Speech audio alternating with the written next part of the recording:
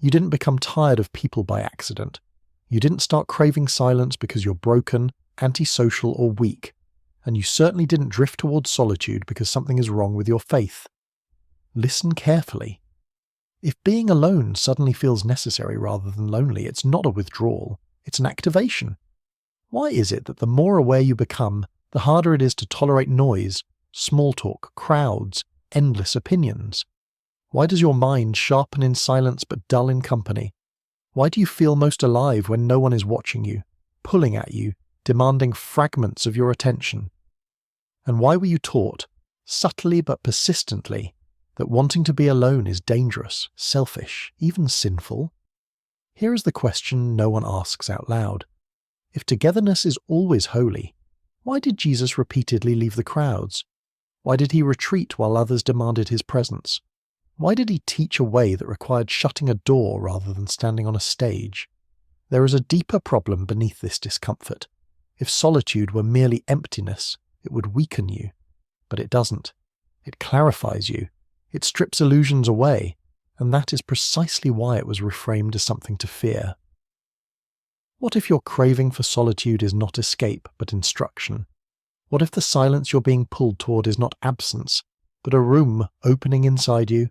Stay with me, because once you understand what the inner room truly is, you'll realize you were never meant to remain in the noise. To understand what the inner room truly is, we have to return to the words that were spoken before they were softened, spiritualized, or turned into metaphor. I'm not interested in later interpretations. I'm interested in what was actually said, in the cultural and linguistic context where it first appeared. In the Gospel of Matthew, Jesus gives an instruction that seems simple on the surface, yet radically precise when read without filters. He says that when you pray, you're not to perform it publicly, not to display it, not to turn it into a social act. Instead, you are to enter your inner room, shut the door, and pray in secret. In the original language, this is not poetic imagery. The phrase refers to a private enclosed space, a chamber with no windows, a place of withdrawal where external signals are cut off. This was not advice about humility, it was a method. The same pattern appears even more clearly in the Gnostic texts discovered centuries later, texts that predate many institutional doctrines but were deliberately excluded from the official canon. In the Gospel of Thomas, Jesus states that the kingdom is not in the sky, not in the sea, and not something others can point out to you. He says it is inside of you and outside of you, and that those who come to know themselves will find it. This is not moral teaching, it is perceptual instruction. Knowledge here does not mean belief, it means direct inner recognition. The Gospel of Philip goes further. It speaks of separation from the world not as rejection of life, but as the condition required for union. It introduces the idea of an inner chamber, a concealed space where transformation occurs away from observation. Early Christian mystics understood this literally. The desert hermits of the 3rd and 4th centuries did not flee society out of despair.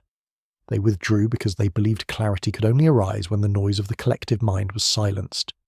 This is the part most people miss. Solitude was never the goal. It was the environment. The inner room was not a symbol of obedience. It was a functional space of inner alignment. Jesus did not teach people to escape the world permanently. He taught them to step out of it temporarily, so something essential could be activated within them first. What you're feeling now is not new. It is ancient, and it was once considered the beginning of real knowing, not the end of belonging. Now we arrive at the uncomfortable question.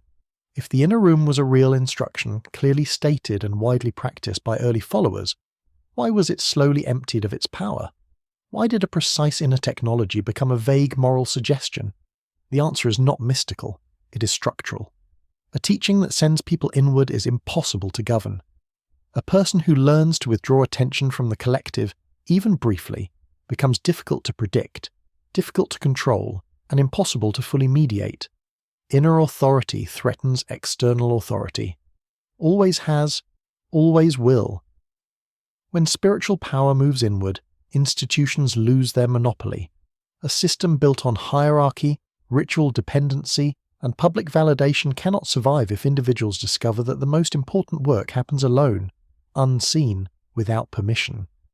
The inner room produces people who no longer need constant instruction. And that is dangerous to any centralized structure. So the meaning was adjusted, not erased, just neutralized. Solitude was reframed as weakness. Withdrawal became suspicious. Silence was associated with avoidance or instability. The original instruction was kept in the text, but its function was removed.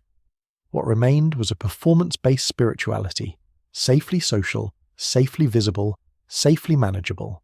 This is why collective worship was emphasized while inner withdrawal was discouraged.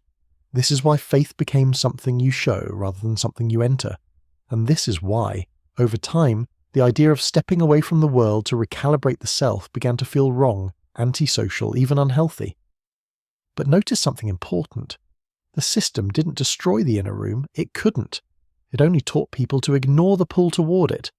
The craving for solitude had to be labelled as a problem, because if it were recognised as a signal, the entire framework would collapse. That's why, when you feel the urge to disconnect, you also feel guilt. Not because the urge is wrong, but because it contradicts a structure that depends on your constant engagement. The inner room doesn't serve the system. It dismantles it quietly, one individual at a time, and once you see that, the discomfort you feel around crowds, noise, and endless interaction starts to make sense. It isn't rebellion, it's incompatibility.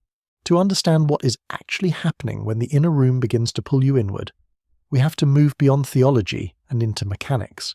Not belief, not symbolism, process. The human mind is not designed to hold clarity in constant stimulation.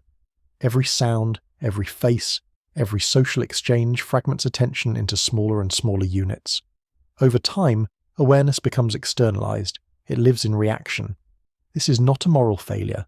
It is a neurological consequence of uninterrupted input. When external signals decrease, something specific occurs. Attention stops scattering and begins to fold back on itself. Modern language would describe this as a shift in dominant brain states, but the ancient world understood it in experiential terms. Silence was not empty, it was dense. It created pressure inward. The inner room functions as a closed perceptual environment. By withdrawing from social feedback loops, the mind is no longer forced to constantly model itself through others. Identity loosens, observation deepens. This is why extended solitude often feels uncomfortable at first. The nervous system is recalibrating. It is learning to operate without external mirrors. In this state, awareness begins to observe itself. Thought slows, not because it is suppressed, but because it is no longer being triggered from outside. The result is not numbness, it is heightened sensitivity. Subtle patterns become visible. Inner signals that were previously drowned out by noise rise to the surface. This is the mechanism behind the craving. Your system recognizes that clarity only stabilizes when interference drops below a certain threshold. The desire for solitude is not emotional withdrawal. It is an adaptive response to overload. The inner room is the condition that allows perception to reorganize itself. This is also why the pull feels non-negotiable. Once the process begins, returning to constant stimulation feels dissonant. Something inside you now knows what coherence feels like, and it will continue to demand the conditions that make that state possible. Nothing mystical is required to explain this. Only attention, environment, and the removal of noise. This is where the shift becomes impossible to ignore. Once the inner room begins to activate, the world you used to move through effortlessly starts to feel loud, rushed, strangely artificial. Conversations repeat themselves. Social rituals feel scripted. You notice how much energy is spent maintaining appearances, opinions, identities that dissolve the moment silence enters the room.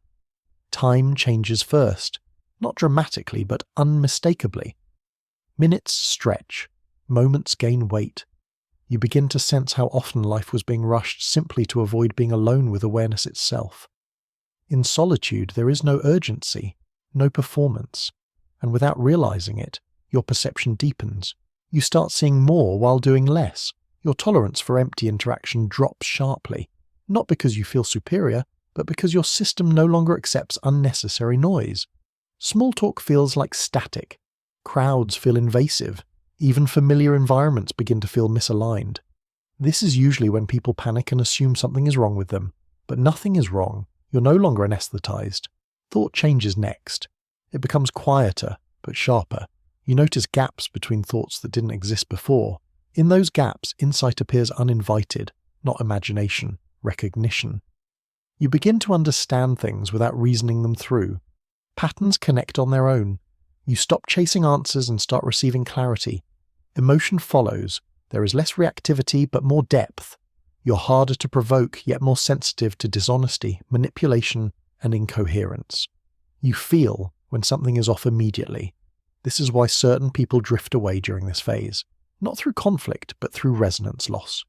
You're no longer vibrating at the same frequency. This is the part no one prepares you for. The loneliness that appears here is not the old loneliness. It's not absence. It's distance from the collective trance. You can still care. You can still love. But you no longer disappear into others. The need to be seen fades. The need to be real intensifies.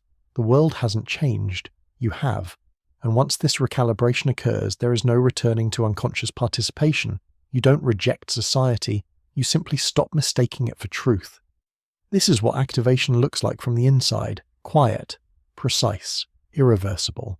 Entering the inner room is not about creating a ritual. It is about removing interference. Jesus did not give techniques to decorate the process. He gave conditions. And when those conditions are met, the shift happens on its own. Begin with space. Choose a place where you will not be observed, interrupted, or responded to. This is critical. The nervous system must register that it is no longer being monitored. Visibility keeps awareness external. Privacy allows it to turn inward. Close the door not as a symbol, but as a signal to your system that nothing is required of you. Next comes stillness, not rigidity. Sit or stand in a way that allows the body to settle without effort. The body is not the enemy here, it is the threshold. Let breathing slow naturally. Do not control it. Control keeps the mind active. Observation allows it to quiet on its own. Now comes the most misunderstood part. You do not focus on thoughts. You do not suppress them either. You allow attention to rest behind them. Not on images, not on words, on the simple fact that you are aware. At first this feels vague. That is normal.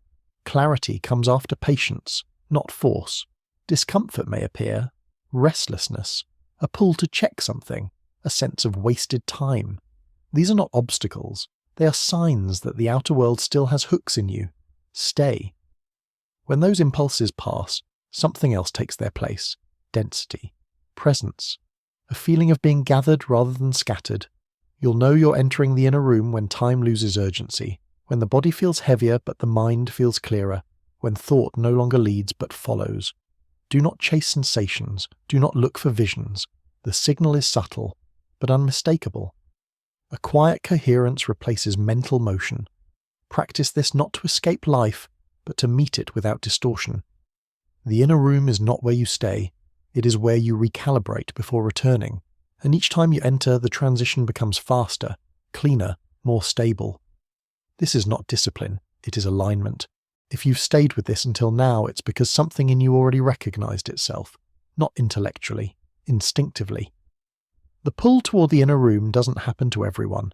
It happens to those who are no longer able to live entirely on the surface of things. You're not broken. You're not withdrawing because you failed to adapt. You are responding because something in you has outgrown constant noise. Long before modern language existed for this process, it was understood as a return. Not to doctrine, not to community approval, but to inner authority. This is why the path feels solitary. Not because you are meant to be isolated forever, but because certain transitions cannot be done in groups. No one can enter the inner room for you, and no one can validate what happens there from the outside. That has always been the price of clarity. You're not leaving humanity, you're leaving distortion.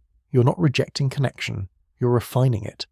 What remains after this shift is quieter, fewer, more real, and that is enough. If this resonates, don't explain it. Explanation dilutes what is meant to be embodied. Simply acknowledge it. Leave a single word in the comments, something simple, something honest, a signal of commitment. Not to me, but to the process already unfolding inside you. The inner room does not ask for belief. It responds to readiness. And if you are here, still listening, then you already know which door is opening.